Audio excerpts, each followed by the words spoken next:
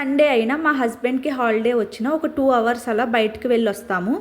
దగ్గరలో ఉండే హోటల్లో అయితే జ్యువెలరీ ఎగ్జిబిషన్ ఒకటి పెట్టారు, అక్కడికి వెళ్ళాము. ఇక్కడ బ్యాంగిల్ కలెక్షన్ బాగుంది కానీ నా సైజ్ బ్యాంగిల్స్ అయితే లేవు, అయితే పెద్దవైపోతున్నాయి లేదంటే చిన్నవైపోతున్నాయి. ఇక్కడ రింగ్స్ అయితే చాలా బాగున్నాయి, ఇంకా లాంగ్ చైన్స్ ఇవి అయితే నార్మల్గా అనిపించాయి.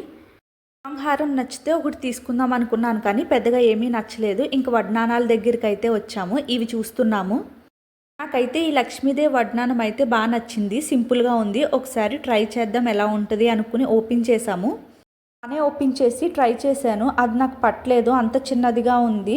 బాగానే లక్కీగా ఓపెన్ చేశాను, లేదంటే ఇంటికి వెళ్ళాక అది ఒక పెద్ద తలనొప్పి అయ్యేది మళ్ళీ ఎక్స్ట్రాగా చైన్స్ కొని వేసుకోవాలంటే.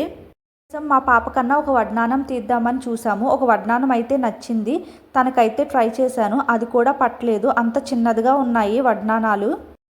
ఇంకా ఈ మినీ హారాల టైపు నెక్ సెట్లు అయితే చాలా బాగున్నాయి. బ్యాంగిల్ కలెక్షన్ నచ్చింది అన్నాను కదా, నా సైజ్ బ్యాంగిల్స్ ఏమన్నా దొరుకుతాయని చెప్పి మళ్ళీ వెళ్ళి చూస్తున్నాను, ఏమీ లేవు. ఎలాగో వెళ్ళామని చెప్పి ఈ 2 రకాల ఇయర్ రింగ్స్ తీసుకున్నాను. తర్వాత అయితే శిల్పారామంకి వెళ్ళాము. ఆ పాప కోసమే మేము ఎక్కువగా బయటకు వస్తాము, ఎందుకంటే తన్ని బయట తిప్పడానికి అన్నీ తెలుస్తాయి, అన్నీ చూస్తుందని చెప్పి తీసుకుని వస్తాము.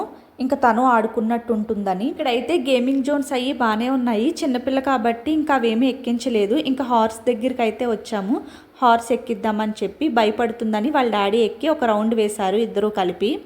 తర్వాత అయితే ఈ బోటింగ్ ఎక్కాము. ఫస్ట్ భయపడుతుంది అనుకున్నాం కానీ బాగానే ఎంజాయ్ చేసింది. తర్వాత ప్లే ఏరియాకి వెళ్ళి కొంచెం సేపు ఆడుకుంది.